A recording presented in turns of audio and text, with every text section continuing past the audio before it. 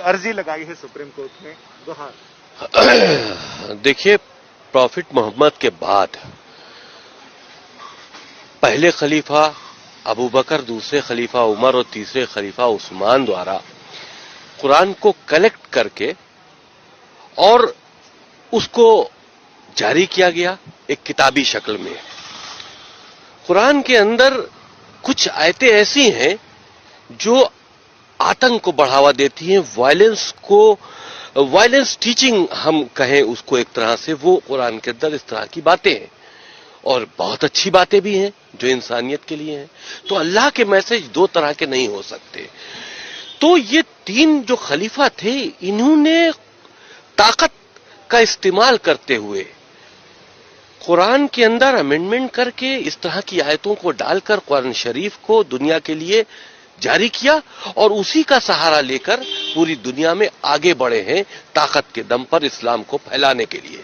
کوئی بھی دھرم محبت سے پھیلایا جا سکتا ہے، طاقت کے دم پر نہیں پھیلایا جا سکتا۔ اور اس وجہ سے آج اسلام کو پھیلانے کے لیے جو قرآن کے اندر امینڈمنٹ کیے گئے تھے، جو اس طرح کے میسیجز ڈالے گئے تھے، جو وائلنس کو بڑھا رہے تھے، جو ظلم و زیادتی کر رہے تھے، آج اس کا فائدہ آتنکوادی اٹھا رہے ہیں۔ مدرسوں کے ذریعے عام مسلمانوں کے بچے اس کو پڑھ رہے ہیں، اور ان کا ذہن جو ہے وہ کٹر پنتھ کی طرف بڑھ رہا ہے۔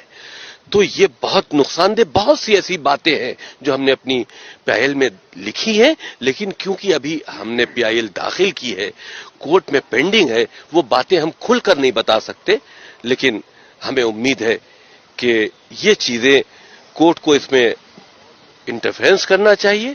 ہماری دیش کی سرکشا سے جڑا معاملہ ہے۔ ان 26 آیتیں جو وائلنس کی ٹیچنگ ہے اسلام کے اندر، جو پوری دنیا میں آتنک کا سبب بنی ہوئی ہیں، ان کو قرآن سے ریموو ہونا چاہیے۔ آپ کو لگتا ہے کہ کورٹ ایسے سنویدنشیل معاملے میں، جس میں ایک فیتھ سے جڑا ہوا معاملہ ہے، اس میں مداخلت کرے گا؟ یہ معاملہ فیتھ سے جڑا نہیں ہے، فیتھ سے جڑا ہوا ہوتا ہے انسانیت کا معاملہ۔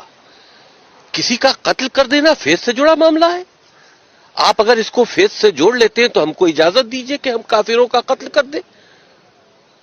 تو یہ فیتھ سے جڑا نہیں ہے، یہ وائلنس ٹیچنگ ہے، یہ ایک طرح سے آتنکی گتیویدیوں میں مسلمان بچوں کو لپت کرنے کی بات ہے، اور اس کا سہارا قرآن مجید سے لیا جا رہا ہے۔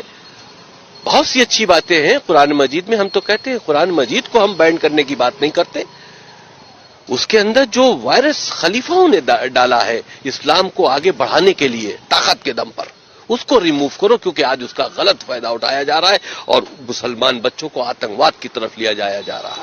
تو آپ کو لگتا ہے کہ جو کسی زمانے میں اسلام کی طاقت کے بل پر اسلام کو پھیلانے کی بات کی جا رہی تھی، آج وہ اسلام کو کمزور کر رہا ہے، جو بنیادی شکشائیں ہیں اسلام کی انسانیت کے بھلے کے لیے؟ ظاہر سی بات ہے، جس وقت یہ قرآن کے اندر امینڈمنٹ کر کے اس طرح کے اللہ کے نام سے میسیجز ڈالے گئے جو ہم نے چیلنج کیے ہیں، اس وقت تو ان کا مقصد یہی ہوگا کہ ہم اس کو اپنی طاقت سے جوڑیں، اور اللہ کے میسج کے نام پر جہاد کیا ہے؟